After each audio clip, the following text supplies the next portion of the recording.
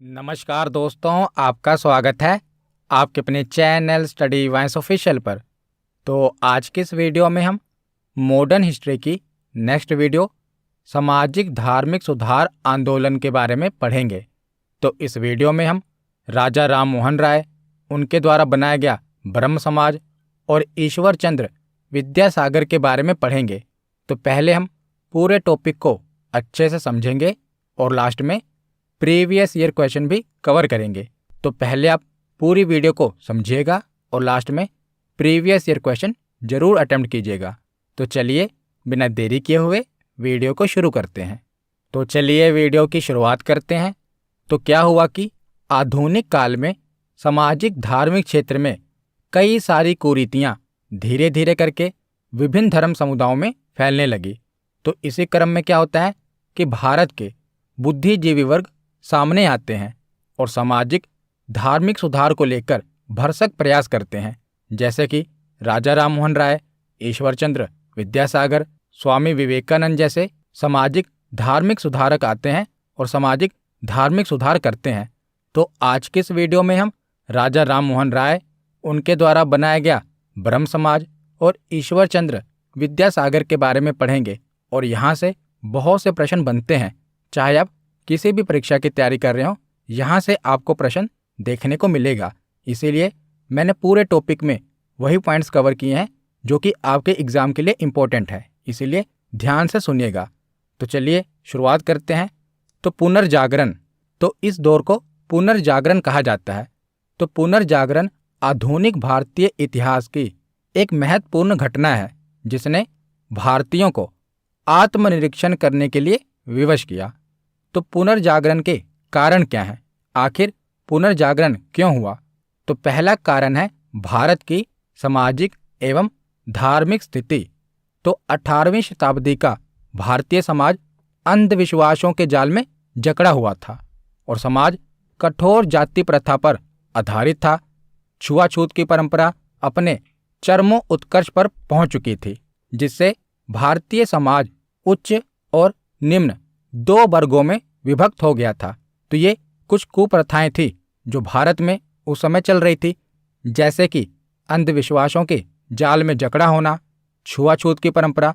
तो ये कुप्रथाएं उस समय भारत में चल रही थी और समाज में सती प्रथा, कन्यावध, विधवा व्यवस्था, पर्दा प्रथा, अशिक्षा जैसी कुरीतियां विद्यमान थी। तो इन्हीं कारणों से सामाजिक धार्मिक सुधार आंदोलन की आवश्यकता पड़ी। तो ये तो पहला कारण था।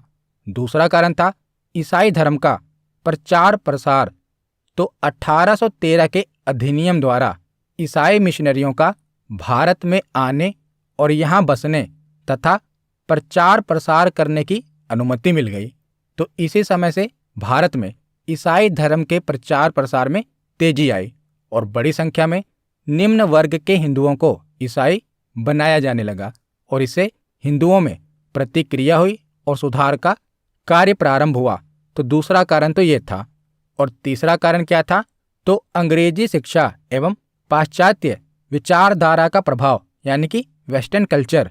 तो भारत में अंग्रेजी प्रभुत्व की स्थापना के साथ ही पाश्चात्यकरण यानी कि आधुनिकीकरण की प्रक्रिया प्रारंभ हुई और इसका प्रभाव कलकत्ता, मद्रास और बम्बई में पहले पड़ा और इससे एक नए वर्ग का उदय हुआ जिसे मध्यम वर्ग कहा जाता है। तो ये मुख्य रूप से 3 कारण थे पुनर्जागरण के। तो एक एक करके अब हम उन समाज सुधारकों के बारे में पढ़ते हैं। तो सबसे पहले देखते हैं राजा राम मोहन राय के बारे में।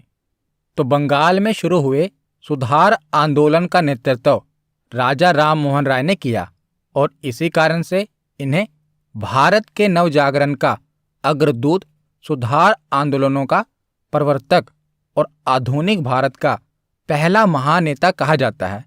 तो राजा राम मोहन राय को भारत के नवजागरण का अग्रदूत कहा जाता है, याद रखिएगा। और राजा राम मोहन राय का जो जन्म हुआ था ये 22 मई 1772 ईस्वी को बंगाल के राधानगर में हुआ था। और राजा राम मोहन राय की प्रारंभिक शिक्षा फारसी और अरबी भाषाओं में पटना में हुई, जहां इन्होंने कुरान, सूफी रहस्यवादी कवियों की रचनाओं तथा प्लेटो एवं अरस्तु की पुस्तकों के अरबी संस्करण का अध्ययन किया। तो राजा राम मोहन राय को कई सारी भाषाएं आती थी। बनारस में इन्होंने संस्कृत भाषा, वेद और उपनिषद का भी अध्ययन किया। तो वर्ष 1803 से 1814 ईस्वी तक इन्होंने ईस्ट इंडिया कंपनी के लिए वुडफोर्ड और डिग्बी के अंतर्गत निजी दीवान के रूप में काम किया और वर्ष 1814 में इन्होंने नौकरी से इस्तीफा दे दिया और अपने जीवन को धार्मिक, सामाजिक और राजनीतिक सुधारों के प्रति समर्पित कर दिया और इसके लिए ये कलकत्ता चले आए। तो इन्होंने अपना पहला ग्रंथ फारसी भाषा में लिखा था। याद रखिएगा, इंपॉर्टेंट है। तो कौन सा ग्रंथ था? तोहफत उल मुहिद्दीन। ये फारसी भाषा में था, जिसका अर्थ हुआ एकेश्वरवादियों को उपहार। तो इसमें मूर्ति पूजा का विरोध किया गया और एकेश्वरवाद को, यानी कि एक ही ईश्वर हैं, एकेश्वरवाद को सब धर्मों का मूल बताया गया। तो 1825 ईस्वी में इन्होंने कलकत्ता में वेदांत कॉलेज की भी स्थापना की थी। तो इनका पहला ग्रंथ कौन सा है? तोहफत उल मुहिद्दीन, जो किस भाषा में है? तो फारसी भाषा में है। और इन्होंने कलकत्ता में वेदांत कॉलेज की भी स्थापना की थी। उसके बाद क्या होता है? तो इन्होंने ईसाई धर्म के कर्म कांड की भी काफी आलोचना की और ईसा मसीह को ईश्वर के अवतार के रूप में खारिज कर दिया। इन्होंने कहा कि ईसा मसीह कोई ईश्वर नहीं थे, यानी कि वो कोई अवतार नहीं थे। इनकी एक रचना है प्रीस्टेप्स ऑफ जीसस, जिसमें इन्होंने न्यू टेस्टामेंट के नैतिक और दार्शनिक संदेश को अलग करने की कोशिश की, जो कि चमत्कारिक कहानियों के माध्यम से दिए गए थे। तो 1828 ईस्वी में इन्होंने ब्रह्म समाज की स्थापना की। वेरी वेरी इंपॉर्टेंट, बहुत बार एग्जाम में पूछा गया है कि ब्रह्म समाज की स्थापना कब और किसने की। तो 1828 ईस्वी में किसने की? राजा राम मोहन राय ने की। तो इनका उद्देश्य क्या था? तो इनका उद्देश्य था हिंदू धर्म में सुधार करना। तो इन्होंने समाज सुधार एवं शिक्षा के विकास पर अत्यधिक बल दिया। तो 1829 ईस्वी में इन्हीं के प्रयासों से सरकार ने सती प्रथा निषेध कानून पारित किया। तो इन्हीं के प्रयासों से अंग्रेजी सरकार ने सती प्रथा निषेध कानून पारित किया था। कब? 1829 ईस्वी में। तो उसके आगे देखते हैं। तो वर्ष 1819 ईस्वी में लॉर्ड हेस्टिंग के द्वारा प्रेस सेंसरशिप में ढील दी गई थी। तो राम मोहन राय ने 3 पत्रिकाएं निकाली थी। पहली थी ब्राह्मणवादी पत्रिका, वर्ष 1821 में निकाली थी। दूसरी थी संवाद कौमुदी, जो कि बंगाली साप्ताहिक था, जिसके ये संपादक थे, जो कि फारसी साप्ताहिक थी। तो इन तीनों का प्रकाशन किया था राजा राम मोहन राय ने। तो 1830 ईस्वी में राजा राम मोहन राय दिल्ली के उस समय के जो मुगल सम्राट थे अकबर द्वितीय, तो जितने भी मुगल सम्राट हैं सबके बारे में मैंने पढ़ाया हुआ है। मध्यकालीन भारत की प्लेलिस्ट में आपको सभी मुगल सम्राटों की वीडियो मिल जाएगी। तो मुगल सम्राट थे अकबर द्वितीय। तो इनकी पेंशन से संबंधित शिकायत थी, क्योंकि उस समय जो मुगल शासक थे ये केवल नाम के शासक थे। सारी शक्तियां तो अंग्रेजों के हाथ में थी। अंग्रेज इन्हें एक तरह से पेंशन ही दे रहे थे। तो अकबर द्वितीय की पेंशन से संबंधित शिकायत हेतु राम मोहन राय इंग्लैंड गए थे। तो अकबर द्वितीय द्वारा ही इन्हें राजा की उपाधि दी गई थी, इसीलिए हम इन्हें कहते हैं राजा राम मोहन राय। इनका नाम था राम मोहन राय, पर जो ये राजा की उपाधि है ना, ये किसने दी थी? तो अकबर द्वितीय ने दी थी, इसीलिए इन्हें राजा राम मोहन राय कहा जाता है। तो 1833 ईस्वी में वहीं इंग्लैंड में इनकी मृत्यु हो गई थी और हिंदू परंपरा के अनुसार इनका दाह संस्कार किया गया। तो जैसा कि हमने पढ़ा कि ब्रह्म समाज की स्थापना किसने की थी? राजा राम मोहन राय ने की थी। तो अब हम ब्रह्म समाज के बारे में पढ़ते हैं। तो राजा राम मोहन राय ने वर्ष 1828 ईस्वी में ब्रह्म सभा की स्थापना की और इसी को बाद में ब्रह्म समाज का नाम दिया गया। यह पुरोहिती, अनुष्ठानों और बलि आदि के खिलाफ था। तो जो ब्रह्म समाज था ये पुरोहिती, यानी कि जो पुरोहित होते हैं, अनुष्ठान और जो बलि थे, यानी कि जितने भी कर्म कांड थे ना, इसके खिलाफ था। यह समाज प्रार्थना, ध्यान और शास्त्रों को पढ़ने पर केंद्रित था। यह सभी धर्मों की एकता में विश्वास करता था। तो यह आधुनिक भारत में पहला बौद्धिक सुधार आंदोलन था। इससे भारत में तर्कवाद और प्रबोधन का उदय हुआ, जिसने अप्रत्यक्ष रूप से राष्ट्रवादी आंदोलन में योगदान दिया।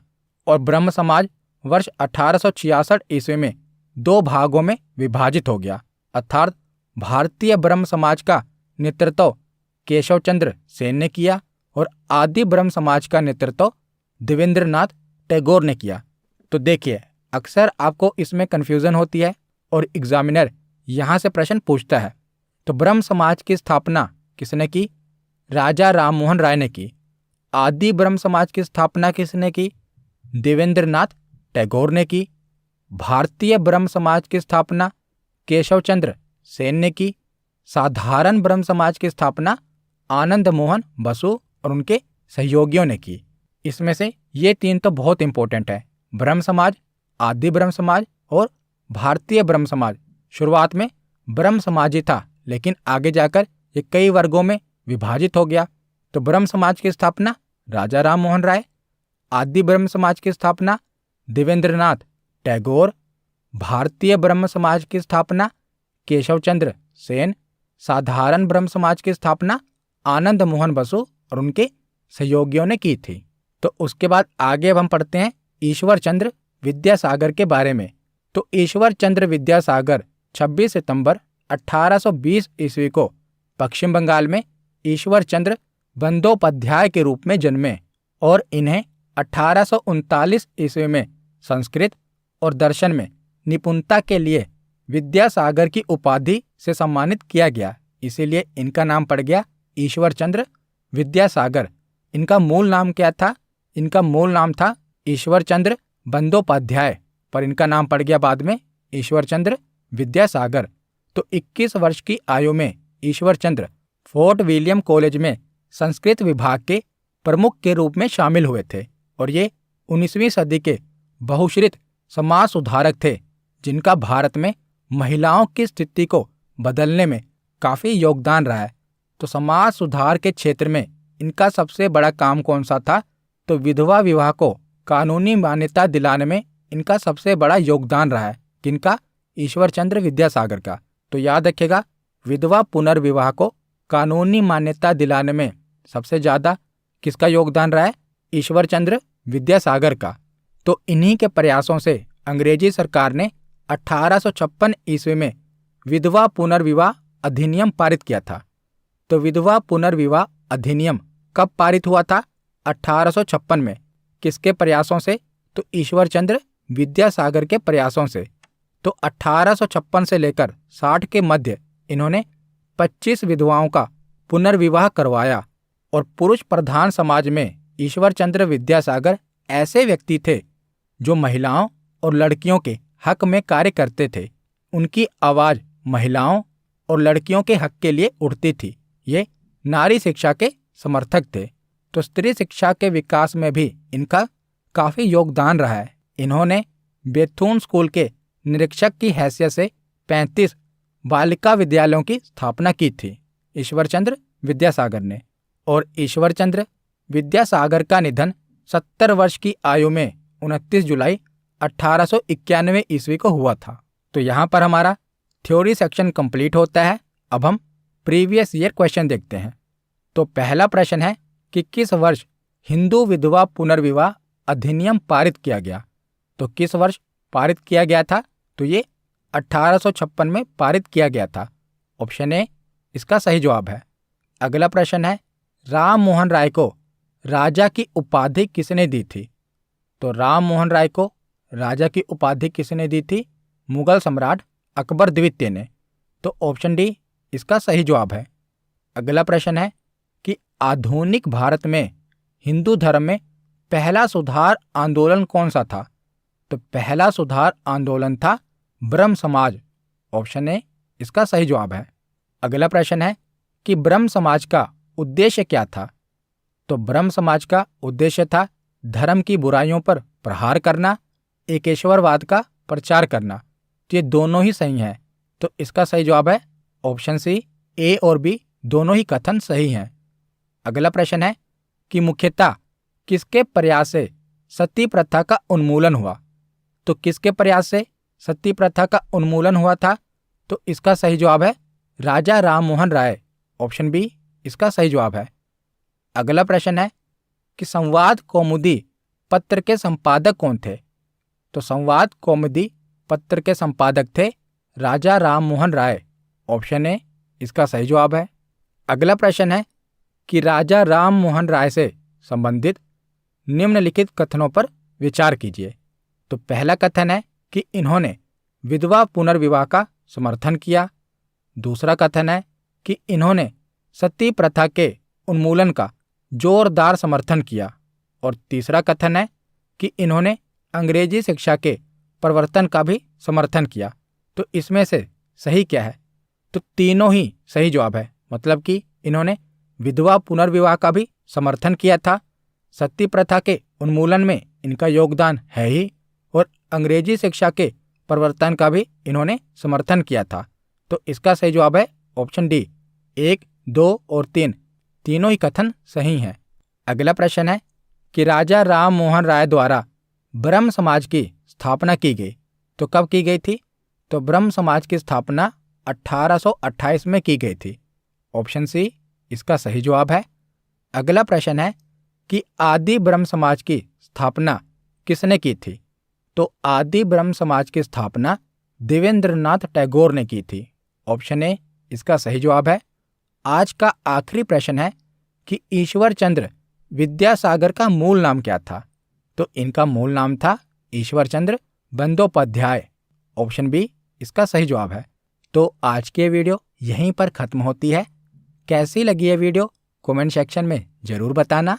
धन्यवाद।